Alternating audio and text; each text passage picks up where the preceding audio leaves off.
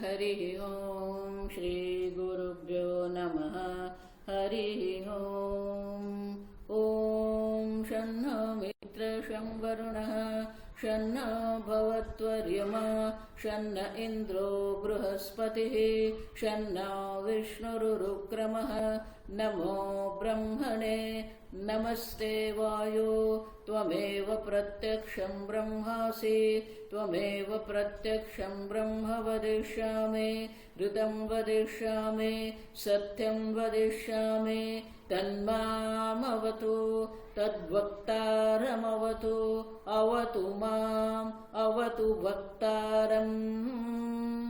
ॐ शान्ति शान्ति शान्तिः। ॐ सहनाववतु सहनौ भुनक्तु सह वीर्यं करवावहै तेजस्विनावधीतमस्तु मा विद्विषावहै। ॐ शान्ति शान्ति शान्तिः। सदाशिवसमारम्भां शङ्कराचार्यमध्यमाम् अस्मदाचार्यपर्यन्तां वन्दे गुरुपरम्परां। श्रुतिस्मृतिपुराणानाम् आलयं करुणालयं नमामि भगवत्पादं शङ्करं लोकशङ्करं शङ्करं शङ्कराचार्यं केशवं बादरायणं सूत्रभाष्यकृतौ वन्दे भगवन्तौ पुनः पुनः। ईश्वरो गुरुरात्मेति मूर्तिभेदविभागिने व्योमवद्व्याप्तदेहाय दक्षिणामूर्तये नमः। निधये सर्वविद्यानां विशदे भवरोगिणां गुरवे सर्वलोकानां दक्षिणामूर्तये नमः। ॐ नमः प्रणवार्थाय शुद्धज्ञानैकमूर्तये निर्मलाय प्रशान्ताय दक्षिणामूर्तये नमः। ॐ नमः श्रीशङ्करानन्द गुरुपादाम्बुजन्मने सविलासमहामोह ग्राह ग्रासैककर्मणे। श्लोक नंबर 31। विद्यायां सच्चिदानन्दाः विद्यायां सच्चिदानन्दाः अखण्डैकरसात्मतां प्राप्य भान्ति न भेदेन भेदकोपाधिवर्जनात् शान्ताघोराशिलाद्याश्च भेदकोपाधयो मताः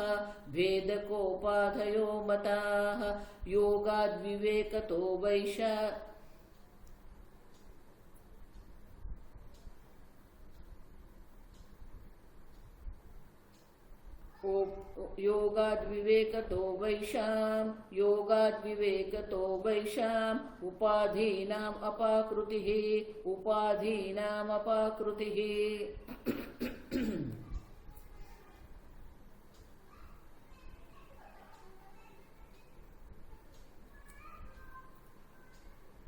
भेदक उपाधि वर्जनात् भेदकः भेद करने वाली उपाधि रहित एक अद्वितीय सच्चिदानंद ब्रह्म मात्र है। जब तक आपकी दृष्टि उपाधि पर है तब तक अनेकता है, तब तक भेद है। आप समझो। तो शास्त्र में जो भेद की बात हम करते हैं ना,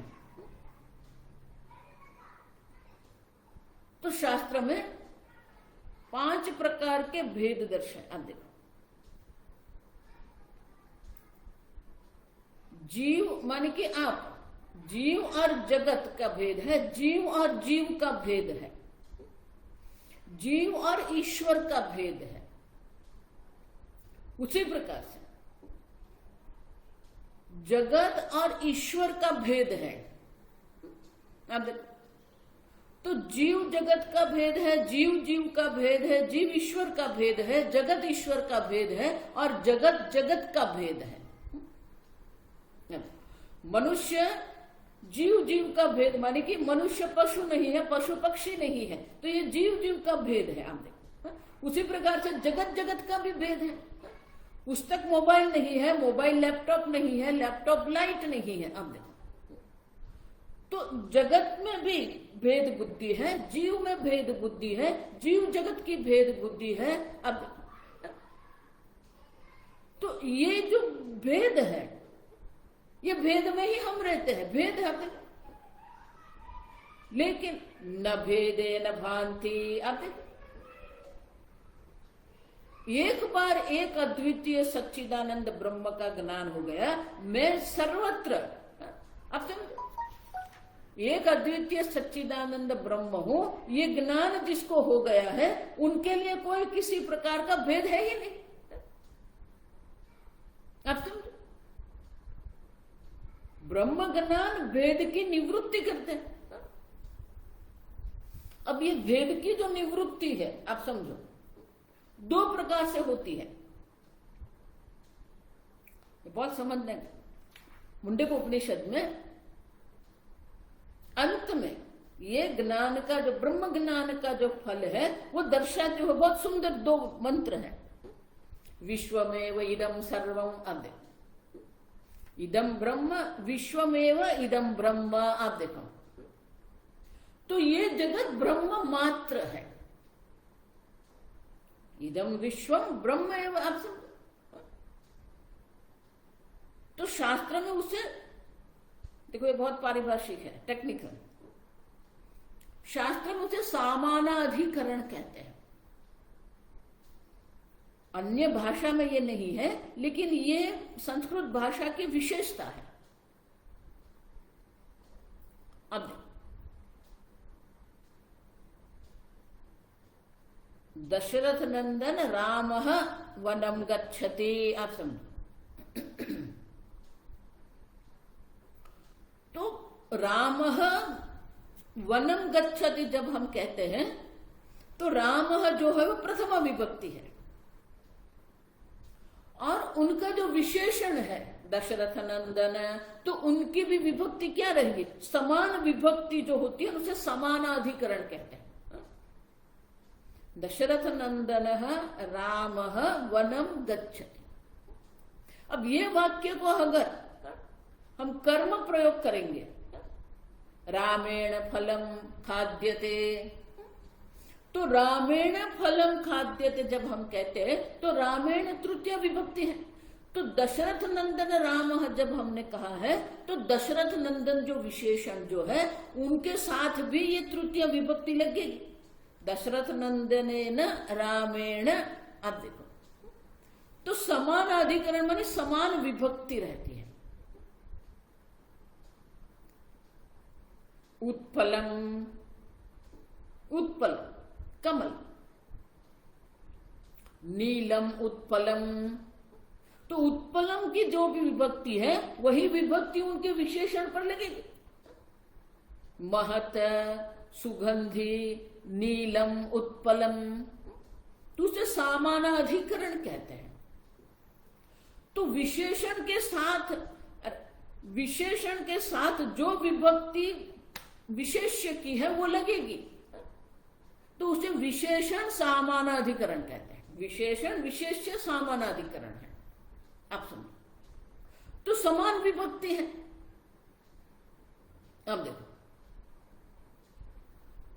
इदम विश्वम ब्रह्म एव।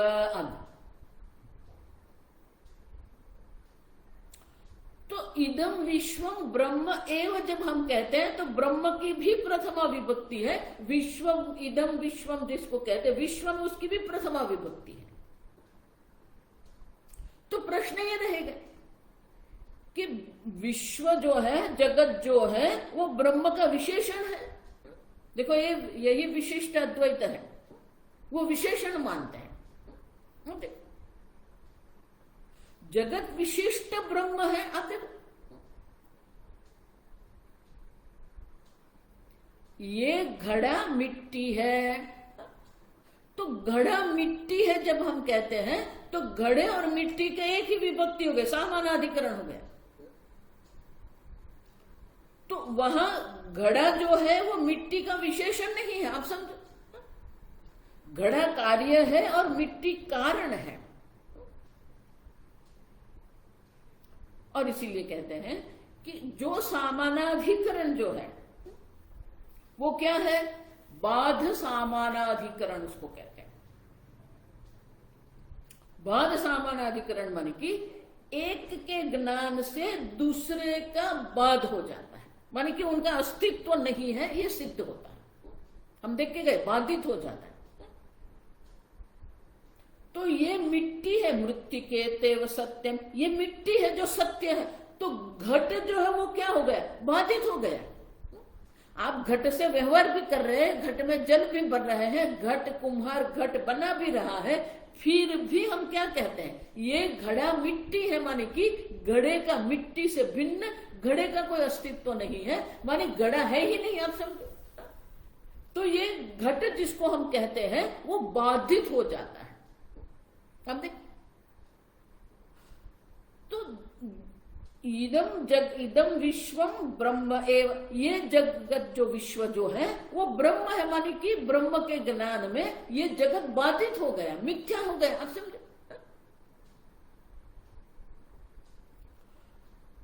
तो जगत और ईश्वर का जो भेद है, जगत कारण है, कार्य है, और ईश्वर कारण है। हम देख के गए सब, ये जगत जो है सगुण है, साकार है, जड़ है, अब व्यक्त है। ईश्वर जो है वो अव्यक्त है, सच्चिदानंद ब्रह्म स्वरूप है, सर्वज्ञ सर्वशक्ति सर्वव्यापी है। तो ईश्वर, ये जगत ईश्वर है जब हम कहते हैं तो ये जगत बाधित हो जाता है। अब ये जगत की सत्यता और उपाधि में अहम बुद्धि, और इसलिए कहते हैं वेद का उपाधि वर्जनात्, माने कि ये जगत जो है वो है ही नहीं। तो जगत और ईश्वर का भेद करने वाला जो जगत जो है वो जगत है ही नहीं, जगत बाधित हो गया। और जगत है ही नहीं तो फिर जगत और जगत का भेद कैसे रहेगा। दो वस्तु जो है ही नहीं, जो मिथ्या है, उनमें कोई भेद की संभावना है ही नहीं, और इसलिए जगत जगत का भेद नहीं है, जगत ईश्वर का भी भेद नहीं है, आप समझे। क्योंकि जगत जो उपाधि है, जिस प्रकार से घड़ा जो है वो घड़ा है ही नहीं, तो फिर मिट्टी में किस proकार से वो भेद करेगा। और इसलिए कहते हैं बाध सामान्य अधिकरण उसको कहते हैं। आप देखो, और जो जगत हम देख रहे हैं वो जगत का अनुभव हमें हो रहा है, जगत से हम व्यवहार भी करते हैं, लेकिन उनकी जो सत्यता है वो सत्यता की निवृत्ति हो गई। एक बार सत्यता की निवृत्ति हो गई, फिर हमें वो जगत अनेक दिखते भी है। अनेकता जो दिख रही है उनमें कोई सत्यता है ही नहीं। इसलिए स्वामी जी कहते duality is not the problem, द्वैत हमारी समस्या नहीं है, the reality given to the duality is the problem. हम द्वैत को सत्य मान के जो चल रहे हैं वही हमारी समस्या है। अब और इसलिए कहते हैं कि जगत जगत का भेद नहीं रहेगा क्योंकि जगत मिथ्या है, और ईश्वर जगत का भेद नहीं रहेगा क्योंकि जगत बाधित हो गया। ईश्वर के ज्ञान में जगत बाधित हो जाता है। अब देखो, जीव और ईश्वर का जो ज्ञान है, ब्रह्म वेद ब्रह्मैव भवति, ये दूसरा मंत्र है। जो ब्रह्म को जानता है वो ब्रह्म है, आप समझो। तो जो जीव है, जो अपने को अल्प मान रहा है, जन्म मृत्यु वालों मान रहा है, एक उपाधिगत मान रहा है, तो आप जो जीव अपने आप को मान रहे हैं, जन्म मृत्यु वाले मानते हैं, अब एक उपाधि में अहम करके बैठे हैं। वो जो जीव है, वो जीव को जब ब्रह्म ज्ञान होता है तो जीव और ब्रह्म जो है वो दोनों ही रहेंगे। अब तो जीव ब्रह्म है, जीव ईश्वर है जो हम कहते हैं, तो वहां जीव ईश्वर है कहते हैं तो क्या जीव बाधित हो गया? नहीं। हम सब देख के महावाक्य विवेक में सब देख के गए, जीव और ईश्वर में जो है जीव ईश्वर ऐक्य का ज्ञान है, इसके ऐक्य सामानाधिकरण कहते हैं। अयम जीव ईश्वर है। अब तो आप स्वयं ब्रह्म स्वरूप है, तो जो जीवपना जो है, जीवात्मा परमात्मा, हम देख के गए, आत्मा तो एक अद्वितीय सच्चिदानंद है, लेकिन जीवपना जो हमारे अंदर दिख रहा है वो जीवपना बाधित हो जाएगा।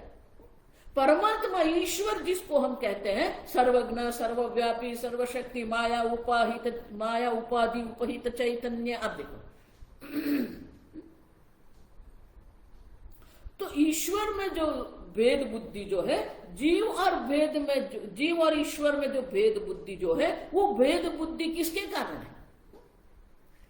एक अज्ञान अविद्या उपाधि उपहित चैतन्य है, दूसरा जो है माया उपाधि उपहित चैतन्य है।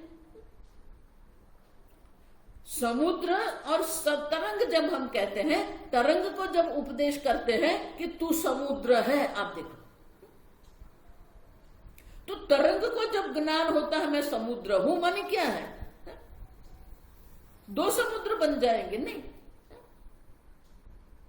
जो उपाधि जो है, तत्वमसि वाक्य में हम क्या करते हैं? जो भेद है वो भेद की निवृत्ति कर देते हैं। जीव में अल्पता है, अल्पज्ञ है, अल्प शक्ति है, जन्म मृत्यु है। और ईश्वर जिसको कहते हैं वो माया उपाधि से है, सर्वव्यापी है, सर्वज्ञ है, सर्वशक्तिमान है। जो भेद अंश है उनकी हम निवृत्ति करते हैं। जहल अजहल लक्षणा देख के दे, तो जहल अजहल लक्षणा में जो भेद है वो भेद की निवृत्ति करते हैं। जो सामान्य अंश है उसको पकड़ते हैं। जीव भी सच्चिदानंद ब्रह्म है, ईश्वर भी सच्चिदानंद ब्रह्म है, इसलिए कहते हैं ब्रह्मवेद ब्रह्मैव भवति। अब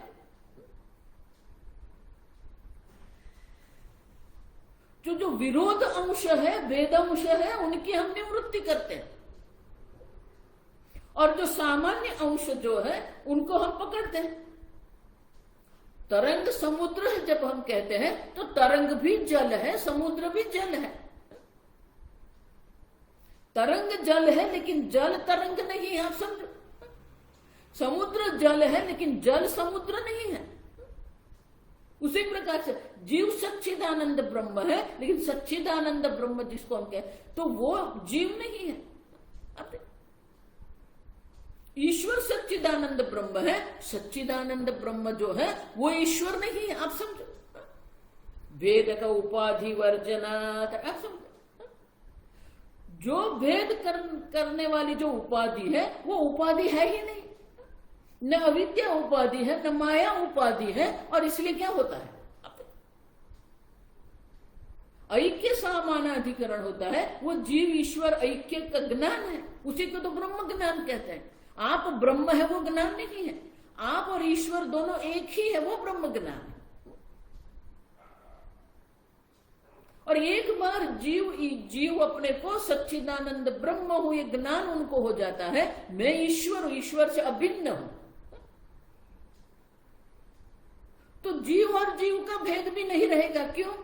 क्योंकि वो जीव जिसको हम कहते हैं वो भी सच्चिदानंद ब्रह्म, यहां जो कुछ है सब सच्चिदानंद ब्रह्म मात्र है, तो जीव का भी भेद नहीं रहेगा, जीव ईश्वर का भेद नहीं रहेगा। जगत तो बाधित हो ही गया है, तो जीव और जगत का भेद संभव नहीं है। अब समझ रहे? और इसलिए कहते हैं कि जो भेद हम देख रहे हैं वो भेद हमारी बुद्धि में है, लेकिन उनकी कोई सत्यता नहीं है। न जीव का भेद है, न जीव ईश्वर का भेद है, न जीव जगत का भेद है, न जगत का भेद है, न जगत ईश्वर का भेद है। अब समझो क्यों? भेद का उपाधि वर्जनात्, भेद करने वाली जो उपाधि है वो उपाधि से रहित है। हम सच्चिदानंद ब्रह्म में न ईश्वर की उपाधि है, न जीव की उपाधि है, न जगत है। अब तो बोले आप जो ये कह रहे हो ना कि भेद करने वाली जो उपाधि है, तो वो उपाधि कौन सी उपाधि है? तो 32वें श्लोक में कहते हैं शांता घोरा शीलाद्याश्च भेदक उपाधय मता। शांत वृत्ति है, घोर वृत्ति है, शीलाद्याश्च जड़ वृत्ति। ये भेदक उपाधि, ये भेद करने वाली उपाधि है। लेकिन जब हम विवेक करते हैं, सामान्य अधिकरण से हम जब विवेक करते हैं, योगाद विवेकतः, अब योग के द्वारा, माने कि ये ज्ञान योग ब्रह्म योग के द्वारा जब हम विवेकतः,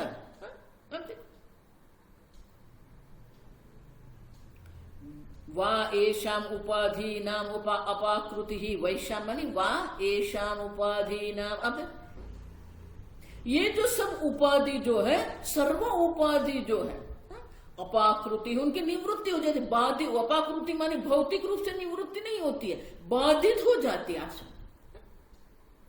आपका शरीर भी बाधित हो जाता है। देह आत्मा है लेकिन आत्मा देह नहीं है, मन आत्मा है लेकिन आत्मा मन नहीं है, कर्ता आत्मा है लेकिन आत्मा कर्ता नहीं है। आप समझो, भोक्ता आत्मा है लेकिन आत्मा भोक्ता नहीं है। उसी प्रकार से ये जगत ईश्वर है लेकिन ईश्वर जगत नहीं है। और इसलिए कहते हैं कि जगत उपाधि भी नहीं रहती है, देहादि उपाधि भी निवृत्ति हो जाती, अपाकृति ही आदत। योगाद्वा विवेकतः एषाम उपाधि नाम अपाकृति ही।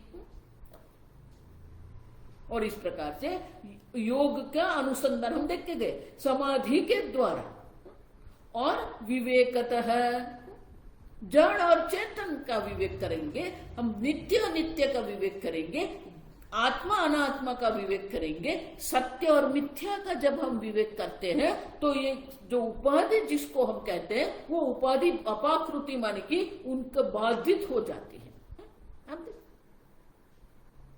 जिस प्रकार से सूर्योदय जो है वो बाधित सूर्योदय है। क्यों? क्योंकि सही में सूर्योदय होता ही नहीं है।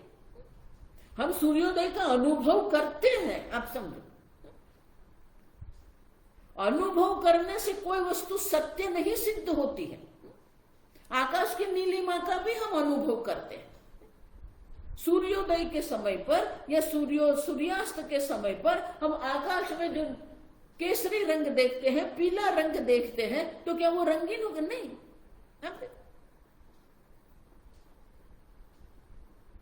और इसीलिए ये जिस प्रकार से सूर्योदय जो है वो बाधित हो जाता है। मृग जल जिसको हम कहते हैं, हम पहले वहां जल बुद्धि करते हैं, फिर समझ में आता है कि वहां जल नहीं है। भले वो जल का दर्शन होता रहे लेकिन वो जल में सत्यता की जो बुद्धि वो निवृत्ति हो जाती है। और इसलिए कहते हैं वो उपाधि नाम अपाकृति ही, ये उपाधियों की निवृत्ति हो जाती है, बाधित हो जाती है। न जगत उपाधि है, न माया उपाधि है, न अविद्या उपाधि है, न जीव उपाधि है। आप समझो, योगाद विवेकतः वा एषाम उपाधि नाम, ये सर्व उपाधियों जो है उपाधियों के बाधित हो जाए। समझो, देखो यही तो ज्ञान है ना, यही तो हमें समझना है कि देह आत्मा है, क्योंकि देह का आत्मा से भिन्न कोई अस्तित्व नहीं है। लेकिन आप जो सच्चिदानंद आत्मा जो है वो देह से भिन्न है, देह नहीं है। देखो पहले प्रकरण से क्या, नाहम देह, इतना तो आप स्पष्ट कर दो अपने आप को कि मैं देह नहीं हूं। देह का अस्तित्व आत्मा के कारण है लेकिन आत्मा देह नहीं है। इसीलिए तैत्तिरीय उपनिषद में भी क्या कहते हैं, अन्नमयम अन्नम ब्रह्म, अन्योंतरात्मा प्राणमय, अन्योंतरात्मा मनोमय, अन्योंतरात्मा विज्ञानमय, अन्योंतरात्मा आनंदमय। क्या आनंदमय आत्मा है? नहीं। ब्रह्म पुच्छम प्रतिष्ठा, उनका जो अधिष्ठान जो सत्यम ज्ञानम अनंतम ब्रह्म है वो सत्य है। पुच्छम माने अधिष्ठान है। अधिष्ठान के ज्ञान से ही अध्यारोप की निवृत्ति हो जाती है, अध्यारोप बाधित हो जाता है। और इसलिए कहते हैं कि ये अनेक प्रकार की उपाधि, शांता, गोरा, शीलाद्याश्च, अनेक प्रकार की उपाधि, पशु है, पक्षी है, मनुष्य है, देव है, गंधर्व है, सब देख के गए हम, ये सब है। तो उपाधि की अनेकता है, मन की वृत्ति की भी अनेकता है। शांत वृत्ति है, घोर वृत्ति है, मूढ़ वृत्ति है, वृत्ति में अनेकता होगी, लेकिन वृत्ति का जो अधिष्ठान चैतन्य जो है वो एक अद्वितीय असंग चैतन्य। शीलाद्याश्च, बाह्य जगत में जो जड़ पदार्थ जो है वो जड़ और चेतन का जो भेद हमें दिख रहा है, तो न जड़ है न चेतन है, एक अद्वितीय चैतन्य मात्र है। अब देखो, इसलिए हमारे यहाँ भारतीय संस्कृति में हम किसी भी वस्तु को पैर नहीं लगाते हैं। पुस्तक को ही ऐसा नहीं है, किसी के शरीर को भी हम पैर नहीं लगाते हैं। क्यों? क्योंकि ये सब ब्रह्म मात्र है। प्रातः काल भी जब हम जागते हैं, हमारा पैर जब हम रखते हैं नीचे भूमि पर, पाद स्पर्श क्षमस्व में, आप देखो क्यों, ये पृथ्वी माता है, उसके ऊपर मैं पैर रखती हूं तो पहले क्षमा याचना करना है। अब समझो, पृथ्वी तो है अद्रुता लोक। अब ये पृथ्वी है जो सबको धारण करने वाली, उसके ऊपर मुझे धारण करने वाली पृथ्वी है। ये पृथ्वी माता पर मैं पैर रखूं तो क्षमा याचना हम करते हैं। देखो, ये गंगा स्नान करने भी जाते हैं ना हम, तो ऐसे ही गंगा में कूद देना नहीं है, क्योंकि गंगा जल जो है वो क्या है, भगवान का चरणामृत है। तो ये भगवान का चरणामृत है, उसमें हम पैर नहीं रख सकते। और अगर हमें गंगा स्नान करना है तो पहले ये गंगा जल जो है 3 बार आचमन करते हैं कि चरणामृत है। आचमन करना क्या, चरणामृत है ये। चरणामृत करके फिर अर्घ्य करते और फिर हम अपने आप पर प्रोक्षण करते और मां गंगा की हम क्षमा याचना करते हैं कि आप भगवान के चरणामृत हो, मैं आप में पैर रख रही हूं, क्षमा याचना। आप समझो, पहले प्रार्थना करो, ऐसे सीधे चले गए।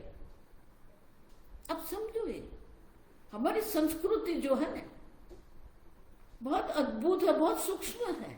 लोग किस किस प्रकार से टीका करते रहते हैं और फेसबुक पर और क्या लिखते रहते हैं।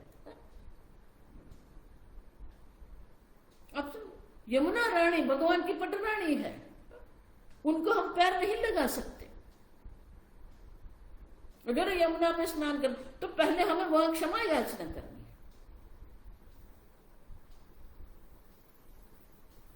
ये हमारी संस्कृति है। क्यों? सर्व ईश्वर मात्र। जब सर्व ईश्वर है तो सर्व के साथ जो हमारा व्यवहार जो है वो अलग हो जाएगा, हमारी दृष्टि अलग बन जाएगी। अब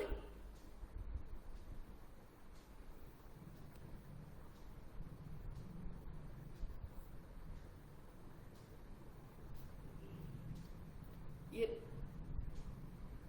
बहुत सारे जो भक्त लोग होते हैं ना, वो इच्छा करते हैं एक बार भगवान का दर्शन हो जाए, एक बार भगवान हमारे घर आए। अब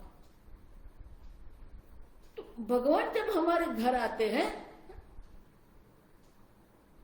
तो हमारा घर जो है क्या हम तैयार रखते हैं?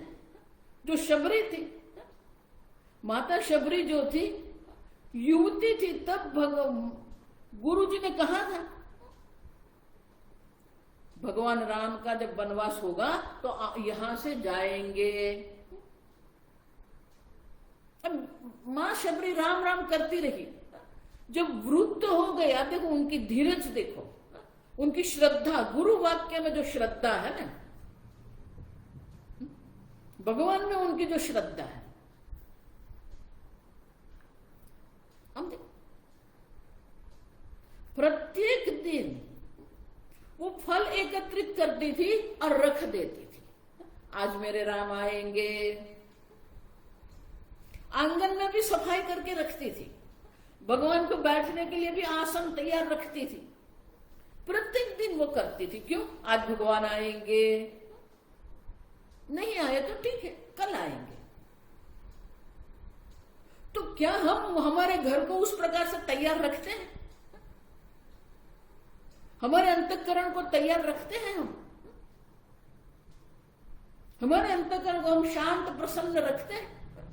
एक बार हम भक्ति करते हैं, दूसरी ओर हमारे अंतःकरण में जो क्रोधाकार वृत्ति है, लोभाकार वृत्ति है, कहां से भगवान आएंगे? न तो हमारे हृदय में भगवान आ सकते हैं, न हमारे घर में भगवान आ सकते हैं। क्यों? आते हमारा अंतःकरण ऐसा शुद्ध है, निर्मल है, भगवान आएंगे, क्यों नहीं आएंगे? और भगवान को आना नहीं है, आप समझो, भगवान तो सर्वव्यापी है, भगवान अभिव्यक्त हो जाएंगे, प्रकट हो जाएंगे। एक बार एक बालक, उनके यहां पूजा थी, हम सब बैठे थे, पूजा हो रही थी। फिर भगवान को हम भोग लगा, प्रसाद नहीं लगाते, आप समझो, आप भोग लगाते हैं, नैवेद्य है, फिर वो प्रसाद भगवान की ओर से आता है, वो सीधे ही बोलते हैं भगवान को प्रसाद लगा। किसका प्रसाद लगाया भगवान को? क्या बोलते हैं हम? भगवान को जो हम लगाते हैं, भोग लगाते हैं, वो भोग फिर हमारे लिए प्रसाद है, भगवान के लिए नहीं। तो नैवेद्य जो भगवान को लगा, तो वो बालक के मन में प्रश्न आया कि हमने भगवान को भोग लगाया, भगवान क्यों खाते नहीं है, भगवान क्यों नहीं ले गए? क्यों? क्योंकि उनको कोई चॉकलेट देता था तो वो चॉकलेट लेके जाता था। अब देखो, तो उनके मन में ये प्रश्न है। तो मुझे पूछे, स्वामी जी ये भगवान क्यों नहीं ले गए? अब देखो, आप गणेश भगवान को 10 लड्डू रखेंगे, वो 10-10 वहां ही रहेंगे। ऐसा नहीं है कि भगवान ने भोग नहीं किया है, भोग दृष्टि से भगवान भोग करते हैं। भगवान को मुख से भोग नहीं करना है, दृष्टि से। देवता लोग जो है वो दृष्टि से भोग करते हैं। और भगवान कहां ले, वो प्रश्न मुझे पूछा।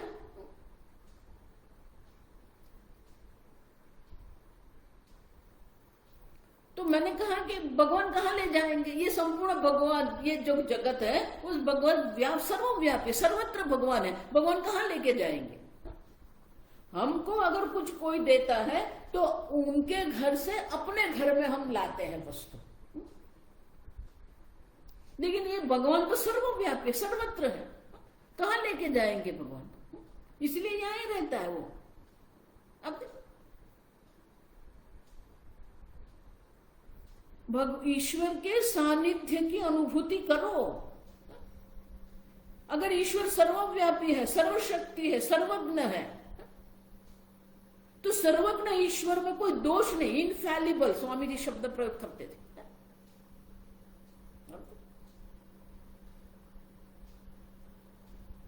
ईश्वर इनफैलिबल नहीं है।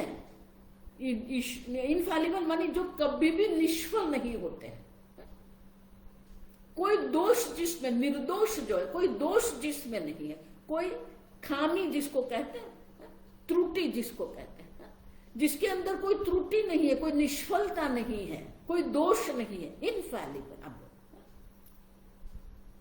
तो ईश्वर इनफैलिबल नहीं है, जो इनफैलिबल है, जो कभी निष्फल नहीं होते, वो ईश्वर है।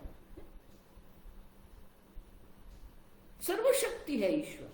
तो सर्वशक्ति ईश्वर में कभी भी कोई निष्फलता का कोई प्रश्न ही नहीं है। और सर्वज्ञ ईश्वर है, तो सर्वज्ञ ईश्वर जो कर रहे हैं उसमें कोई दोष की संभावना नहीं है। हम अल्पज्ञ है, अल्प शक्ति है, इसलिए हमारा में दोष हो सकते हैं। आप समझो, तो सर्वज्ञ ईश्वर जब है, सर्वशक्ति ईश्वर और सर्वव्यापी ईश्वर है, तो सदा सर्वदा ये सर्वज्ञ है। आप देखो, हम देख के गए, सत्यम ज्ञानम अनंतम ब्रह्म जब हम कहते हैं तो सर्वत्र वो ज्ञान चैतन्य है। कोई ऐसा स्थान नहीं है जहां वो ज्ञान नहीं है। जगत कारण ईश्वर जो है वो जगत कारण ईश्वर, निमित्त कारण भी ईश्वर है, जो सर्वव्यापी सर्वज्ञ सर्वशक्तिमान है। उपादान कारण भी ईश्वर है, अभिन्न निमित्त उपादान कारण ईश्वर है। तो सदा सर्वदा सब है ही। आप ज्ञान का कभी अभाव नहीं है। आप समझो, कोई ऐसा एक स्थान नहीं है, कोई ऐसा एक कण नहीं है, कोई ऐसा एक समय नहीं, काल नहीं है जहां ज्ञान का अभाव होता है, क्योंकि सर्वज्ञ ईश्वर सर्वव्यापी है। अब देखो, ज्ञान की अभिव्यक्ति नहीं होती वो अलग बात है। हम देख के गए कि जड़ वस्तु में सन्मात्र, जो चेतन है वहां सच्चित की अनुभूति होती है, जो शांत वृत्ति है वहां सच्चिद और आनंद की भी अनुभूति होती है। और इसीलिए वेद ऐसा उपाधि नाम अपाकृति, कोई भेद बुद्धि ही नहीं है, एक अद्वितीय चैतन्य मात्र है जहां कोई गुण नहीं है, कोई आप देखो, अनादित्वाद निर्गुणत्वाद, आप देखो,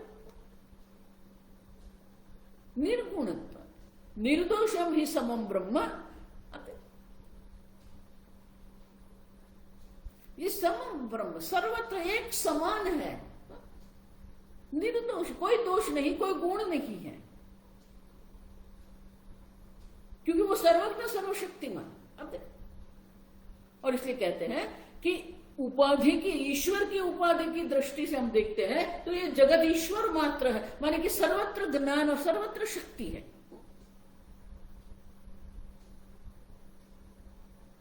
और ऐक्य की दृष्टि से, स्वरूप की दृष्टि से देखते हैं तो क्या है? एक अद्वितीय निर्गुण निराकार ब्रह्म मात्र है, कोई उपाधि नहीं है। और इसीलिए अगले श्लोक में कहते हैं, निरूपाधि ब्रह्म तत्वे, निरूपाधि ब्रह्म तत्वे भासमाने स्वयं प्रमे, भासमाने स्वयं प्रभे, भासमाने स्वयं प्रभे, अद्वैते त्रिपुटी नास्ति, अद्वैते त्रिपुटी नास्ति, भूमानंदो अत उच्यते, भूमानंदोत उच्यते। निरूपाधि ब्रह्म तत्वे भासमाने स्वयं प्रभे, अब स्वयं प्रभे स्वप्रकाश चैतन्य स्वरूप है, निरूपाधि, कोई उपाधि ब्रह्म तत्व में नहीं है। भासमान है स्वयं प्रभे, अब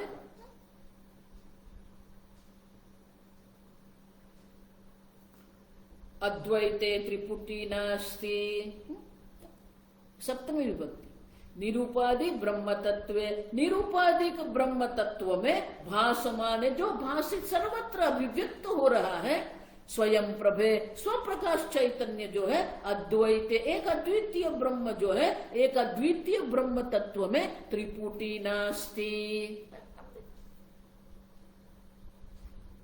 ये दृष्टा है, ये दृश्य है, और दर्शन क्रिया होती है प्रमाण के द्वारा। आप चक्षु प्रमाण है जिसके द्वारा दर्शन क्रिया होती है।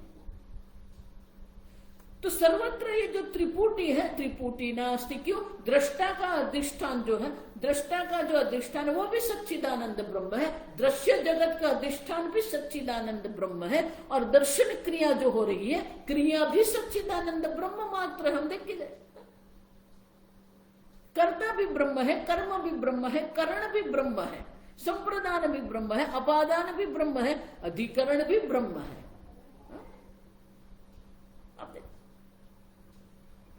और इसीलिए दृष्टा भी सच्चिदानंद ब्रह्म है, दृश्य भी सच्चिदानंद ब्रह्म है, दर्शन क्रिया भी सच्चिदानंद ब्रह्म है। ये त्रिपुटी जो है नास्ति, जो सत्य है वो तो सच्चिदानंद ब्रह्म है।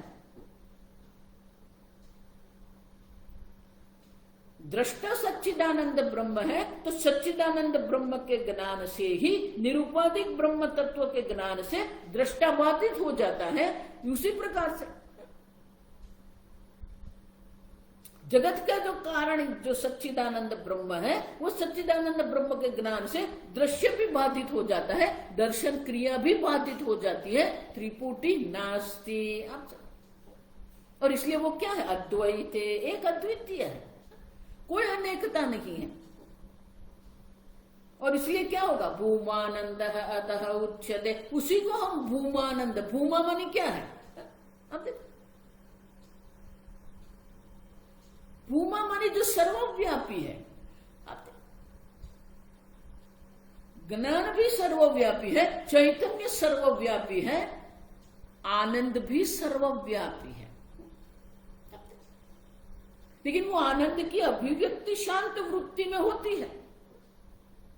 जिस प्रकार से सूर्य का प्रकाश सर्वव्यापी है, लेकिन दर्पण जो है, जो निर्मल है, वो दर्पण में सूर्य का प्रतिबिंब पड़ता है। उसी प्रकार से ये सच्चिदानंद ब्रह्म है, जो वेद निहितम गुहायाम, जो आपकी निर्मल बुद्धि जो है, वो निर्मल बुद्धि में वो अभिव्यक्त होती। आप समझो, आनंद भी सर्वव्यापी है, ज्ञान भी सर्वव्यापी है, सत्य भी सर्वव्यापी, सर्वत्र सच्चित आनंद एक मात्र है। अतः भूमानंद उच्यते। और इसीलिए उसको भूमानंद माने कि वो देशतः, कालतः, वस्तुतः अपरिच्छिन्न जो है, कोई मर्यादा नहीं, कोई अल्पता नहीं है, सर्वव्यापी आनंद है। आप समझो, अतः माने इसलिए ये त्रिपुटी है ही नहीं। जहां त्रिपुटी है, जहां द्वैत है, वहां दुख है। द्वैतादि भयम भवति, उदरम अंतरम कुरुते अथ तस्य भयम भवति। लेकिन जब भय है ही नहीं, न बिभेति कुतश्चनेति, अब क्यों किसी से भी किसी भी प्रकार का कोई भय नहीं है, क्योंकि है ही नहीं, किससे भय होगा आपको? और इसलिए कहते हैं कि यही भूमानंद है, जहां ये त्रिपुटी भी बाधित हो जाती है, जगत भी बाधित हो जाता है, देव उपाधि भी बाधित हो गई। जो रहा वो क्या है? एक अद्वितीय सच्चिदानंद ब्रह्म तत्व जो है, वो स्वयं स्वप्रकाश चैतन्य है। आपको सिद्ध करना ही नहीं, आप स्वप्रकाश, स्वतः सिद्ध स्वप्रकाश चैतन्य स्वरूप आत्मा है, जो ब्रह्म है, जो सर्वव्यापी है, जो भूमानंद है। अल्पे सुखम नास्ति, हम ये अल्प के पीछे पड़े रहते हैं। अब कितना भी एकत्रित करो, ये देह छूट जाएगा, सब छूट जाएगा। कौन साथ लेके गया? कोई साथ नहीं लेके जाएगा। न धन है, न संबंध है, न संपत्ति है, न पद है, कुछ नहीं है। जो है वो सच्चिदानंद ब्रह्म है। और इसलिए कहते हैं अतः माने कि इस कारण से सर्व उपाधि जो है वो बाधित हो गई, अपाकृति। सर्व उपाधि का जब निराकरण हो जाता है, बाधित हो जाती है, जो रहेगा वो क्या है? भूमानंद स्वरूप है, एक अद्वितीय ब्रह्मानंद स्वरूप आप है। आपको दुखी करने वाला कोई है ही नहीं, आपको विक्षिप्त करने वाला कोई है ही नहीं। कोई है तो फिर विक्षिप्त होंगे ना।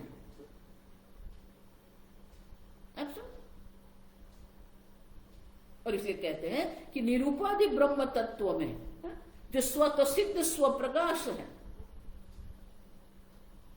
अद्वैत, एक अद्वितीय तत्व जो है, उसमें ये त्रिपुटी नहीं है, वही ब्रह्मानंद है।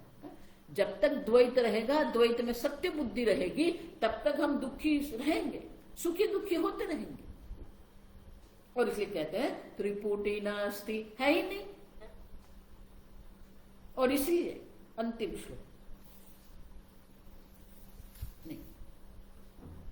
ब्रह्मानंदाभिधे ग्रंथे, ब्रह्मानंदाभिधे ग्रंथे पंचमोऽध्याय ईरितः, पंचमोऽध्याय ईरितः विषयानंद एतेन, विषयानंद एतेन द्वारेणान्तः प्रविश्यताम्, द्वारेणान्तः प्रविश्यताम्। अब ये विषयानंद ब्रह्मानंदे विषयानंद प्रकरण जो है उनका ये अंतिम श्लोक है। आप समझो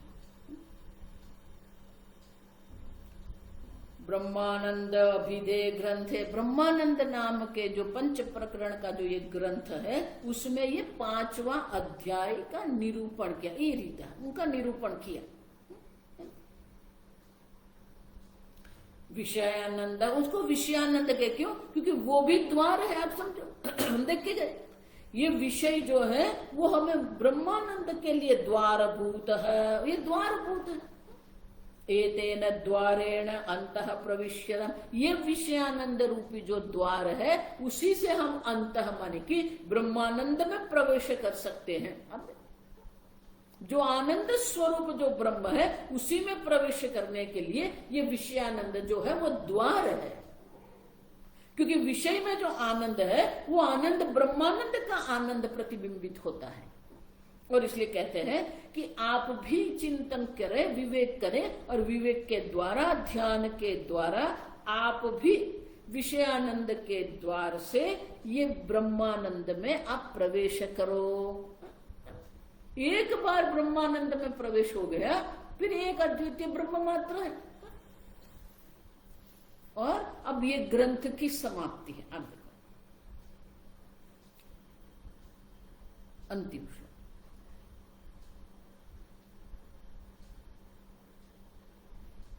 प्रियाद्या हरिहरो ने प्रियादि हरिहरो ने न प्रियाद्य हरिहरो नेन ब्रह्मानंदेन सर्वदा ब्रह्मानंदेन सर्वदा प्रायाच्च प्राणिनः सर्वान् पायाच्च प्राणिनः सर्वान् पायाच्च प्राणिनः सर्वान् स्वाश्रितां शुद्धमानसान् स्वाश्रितां शुद्धमानसान्।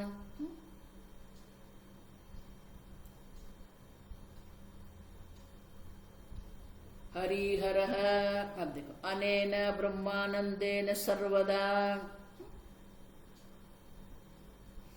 प्रियात शुद्धमानसान् सर्व आश्रितान् प्राणिनः पायात। अब देखो अब प्रार्थना करते हैं, पायात माने रक्षण करें। ये ग्रंथ पंचदशी ग्रंथ का हमने अध्ययन किया। देखो ये ज्ञान यज्ञ है, एक महान ज्ञान यज्ञ है ये। तो कहते हैं हरिहर है, हरि और हर एक ही धातु से बने हैं। समझो विष्णु और शिव में कोई भेद नहीं है। यहां तक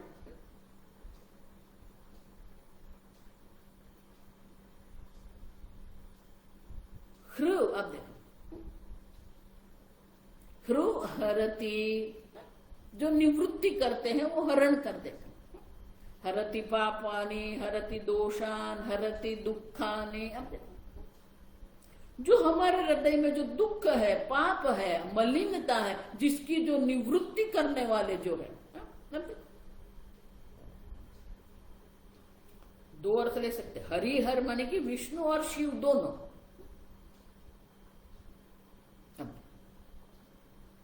हरिहर है, हर माने कि जो सर्व दोष की निवृत्ति करने वाले जो शिव जी है।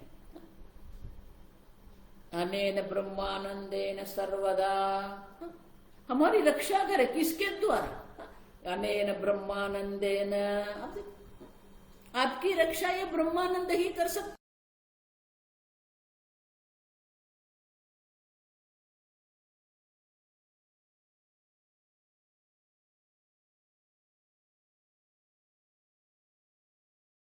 वाले दो ही है, या तो ईश्वर है या तो ब्रह्म ज्ञान है।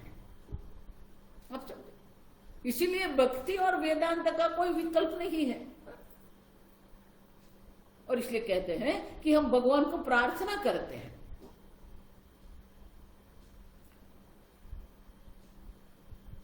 प्राणिनः सर्व आश्रितान् सर्वान् स्व आश्रितान् प्राणिनः, जो सर्व प्राणी जो है जो उनके ईश्वर के आश्रित है। आते अपने आश्रित सर्व प्राणियों का परमात्मा जो है, हरिहर जो है, रक्षा करे। किसके द्वारा? ब्रह्मानंदेन अनेन। भगवान को भी अगर आपकी रक्षा करनी है तो ब्रह्मानंद के सिवाय और कोई नहीं। आप देखो, परीक्षित ने भी जब प्रश्न किया सुखदेव जी को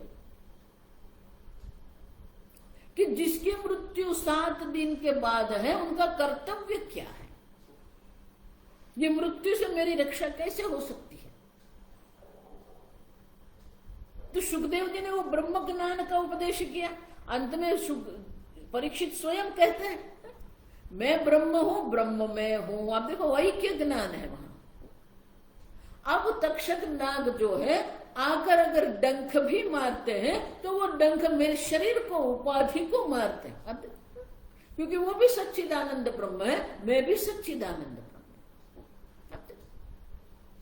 आपकी रक्षा करने वाला जो है वो ये ज्ञान है, ब्रह्मानंदे न पाए। भगवान भी अगर हमारी रक्षा करने की इच्छा करते हैं तो रक्षा करने के लिए भगवान को भी हमें ये ब्रह्म ज्ञान ही उपदेश करना पड़ेगा। और इसलिए कहते हैं, लेकिन किसकी रक्षा भगवान ये ब्रह्म ज्ञान के द्वारा करेंगे? शुद्ध मानसान प्राणिनः सर्वान। अब जो मुमुक्षु है, जिसका अंतःकरण शुद्ध है, उनकी रक्षा भगवान करेंगे। जो ये जगत में आसक्त होकर बैठा है, जो लौकिक है, हम देखेंगे, जो मूढ़ है, उनको तो ना ईश्वर में कोई रुचि है, न मोक्ष में कोई रुचि है, न शास्त्र में रुचि है, न भक्ति में कोई रुचि है। आप देखो, वो तो ऐसा ही मानता है हमारे पास तो सब है।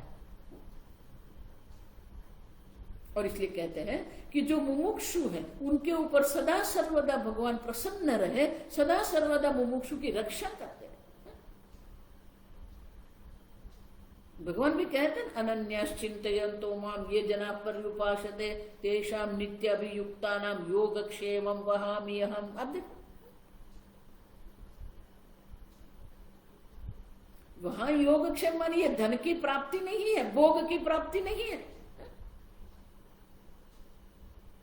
अप्राप्तस्य प्रापणं योगः, प्राप्तस्य रक्षणं क्षेमः। तो भगवान को अगर मुमुक्षु की रक्षा करनी है तो भगवान रक्षा कैसे करेंगे? उनको ज्ञान प्रदान करेंगे, उनको ये सद्गुण प्रदान करेंगे। जो अप्राप्त सद्गुण जो है उनके भगवान प्राप्त कराते हैं, और जो प्राप्त सद्गुण विवेक, वैराग्य, शम, दम, उनकी रक्षा भगवान करेंगे। अब जगत में रक्षा करने वाले एक ही है, और जो ईश्वर है, जो सच्चिदानंद ब्रह्म है। और इसलिए कहते हैं शुद्ध मानसान प्राणिनः सर्वान्। देखो, ये पुनः पुनः मैं कहती हूं, आपका अंतःकरण को शुद्ध रखना, काम क्रोधादि से मुक्त करना, ये आपका दायित्व है, ईश्वर का दायित्व नहीं है। आपको भगवान ने जो कर्म के स्वतंत्रता दी है, वो स्वतंत्रता से ही आप ये सब से दूर, सर्व प्रकार के जो घोर वृत्ति है, जो मूढ़ वृत्ति है, सबसे मुक्त हो सकते हो। लेकिन उनके लिए निश्चय आपको करना पड़ेगा। अगर आप कहते हो कि नहीं, ये क्रोध करना मेरा स्वभाव है, ठीक है, करते रहो। अच्छा, दोष, अपने दोष के लिए तर्क करना है, यही सबसे बड़ी क्षति है मनुष्य में। दोष है तो आप स्वीकार करो कि है। और इसलिए कहते हैं कि परमात्मा भी रक्षा किसकी करेंगे? शुद्ध मानसान सर्वान प्राणिनः स्व आश्रितान, जो ईश्वर के आश्रित है। आप देखो, जो ईश्वर के आश्रित है, जो ईश्वर की शरणागत, देखो इसलिए कि ईश्वर के सानिध्य की तो अनुभूति करो, वही तो ईश्वर की शरणागति है। सर्वज्ञ सर्वशक्तिमान जो ईश्वर है, वो ईश्वर सदा सर्वदा हमारे साथ है।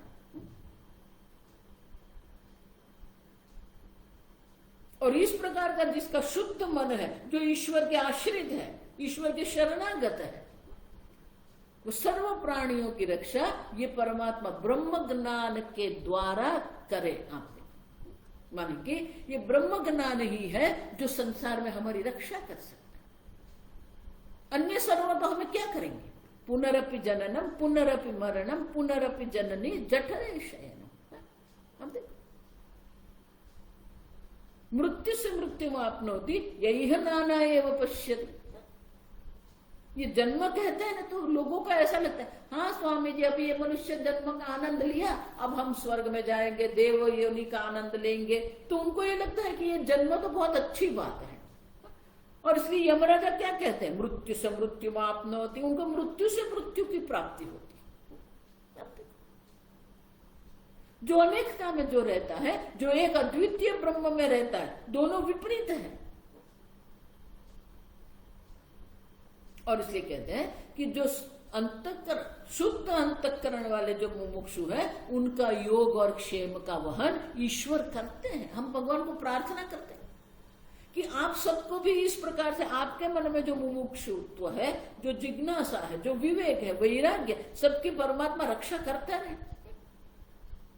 और इस प्रकार से हम ये ग्रंथ का अनुसंधान भी करते रहे।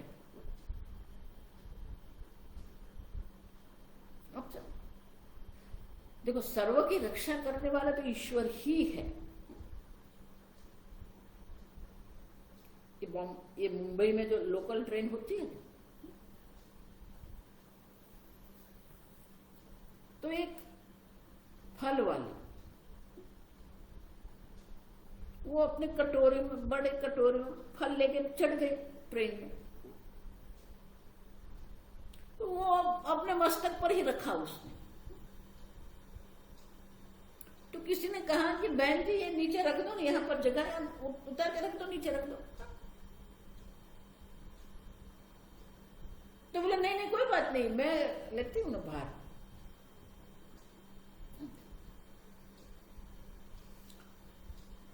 भार लेने वाली तो ट्रेन है, आप नहीं है।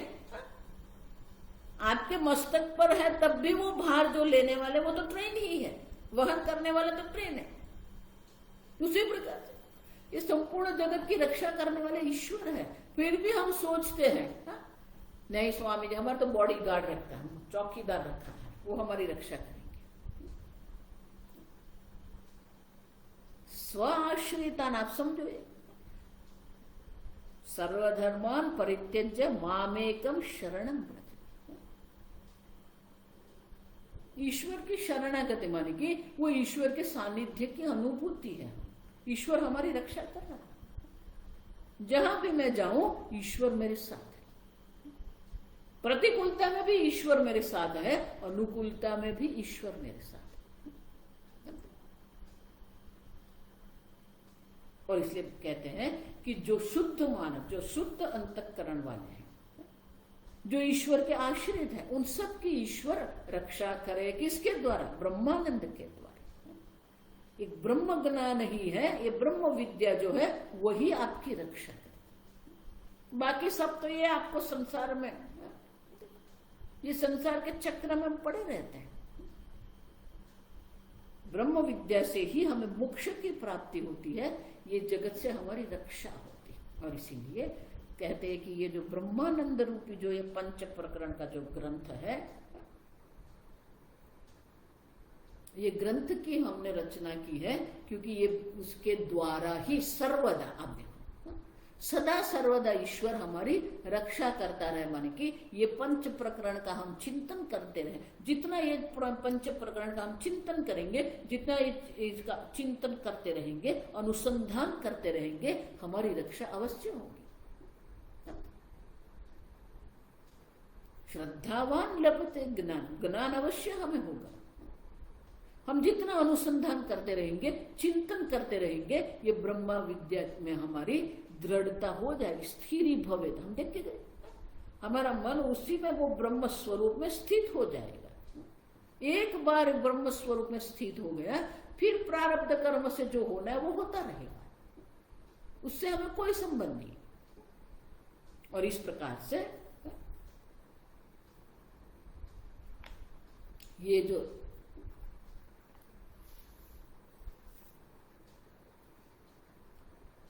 पंचदशी प्रकरण यहाँ हमारे आज ये पंचदशी जो है ग्रंथ की पूर्णाहुति हुई है, लेकिन एक नियम है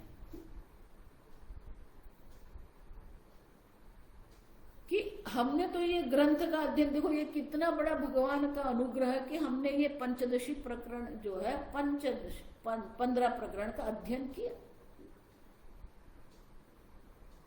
अब हमने किया है तो हम यहां समाप्ति नहीं करेंगे, पूर्णाहुति हुई है, आप समझो पूर्णाहुति हुई है लेकिन समाप्ति हम नहीं करते। और इसीलिए किसी भी ग्रंथ की जब पूर्णाहुति होती है तो हम ग्रंथ के प्रथम जो श्लोक है उनका हम पाठ करेंगे, हम सब मिलकर पाठ करते हैं। क्यों? माने कि यहां से ही हम ये ग्रंथ का आरंभ कर देते हैं। कहीं कोई जो मुमुक्षु जन है जो अपने गुरु के चरण में बैठ के ये पंचदशी का अध्ययन करेंगे, जिस प्रकार से ईश्वर के अनुग्रह से हमें ये पंचदशी ग्रंथ का अध्ययन करने को मिला है, उसी प्रकार से अभी से हम ये कर देते हैं। आप समझो, अभी से हम आरंभ कर देते हैं। कहीं पर कोई अन्य देश में अन्य काल में वो भी करते रहेंगे, लेकिन उनके लिए आरंभ हम कर देते हैं। अब ये नियम है शास्त्र। भगवत गीता का भी जब हमारा अध्ययन हो जाता है तो अध्ययन की पूर्णाहुति के बाद हम पुनः वो प्रथम श्लोक जो है उनका पाठ करते हैं। मानी यहां से ही हमने उनका आरंभ कर दिया। अब देखो ये बहुत सुंदर भावना है, आप समझो। लेकिन स्वामी जी कौन करेगा इतना बड़ा? वो आपका काम नहीं, वो ईश्वर का काम है। आपका काम है आप यहाँ आरंभ कर दो, फिर वो कहाँ जाएगा वो ईश्वर करेंगे, वो ईश्वर का काम है। और इसीलिए हम साथ में ये पहले प्रकरण का जो है पहला श्लोक जो है वो मंगलाचरण है, और फिर दूसरा श्लोक है वो 2 श्लोक का हम पाठ करते हैं। नमः श्री शंकरानंद गुरुपादाम्बुजन्मने, नमः श्री शंकरानंद गुरुपादाम्बुजन्मने, सविलास महामोह ग्राह ग्रासैक कर्मणे, सविलास महामोह ग्राह ग्रासैक कर्मणे, तत्पादाम्बुरुहद्वंद सेवा निर्मल चेतसाम, तत्पादाम्बुरुहद्वंद सेवा निर्मल चेतसाम, सुखबोधाय तत्वस्य सुखबोधाय तत्वस्य विवेकोऽयं विधीयते विवेकोऽयं विधीयते।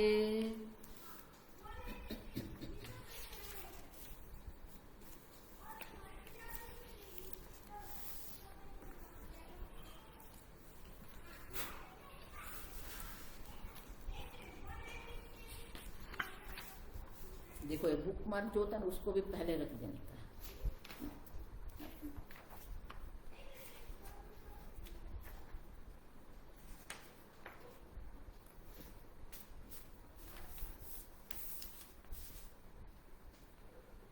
ओम स्वस्ति प्रजाभ्यः परिपालयन्तां न्यायेन मार्गेण महिं महिषाः, गोब्राह्मणेभ्यः शुभमस्तु नित्यं, लोकाः समस्ताः सुखिनो भवन्तु, काले वर्षतु पर्जन्यः, पृथिवी सस्यशालिनी, देशोऽयं क्षोभरहितः, ब्राह्मणाः सन्तु निर्भयाः।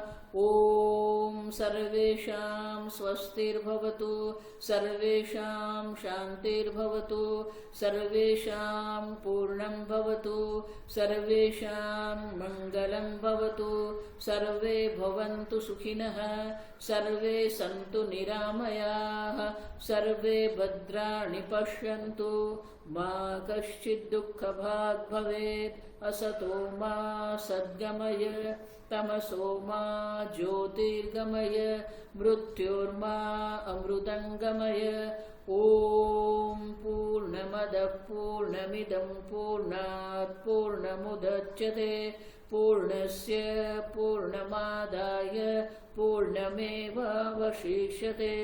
ओम शांति शांति शांति। हरि ओम। श्री गुरुभ्यो नमः।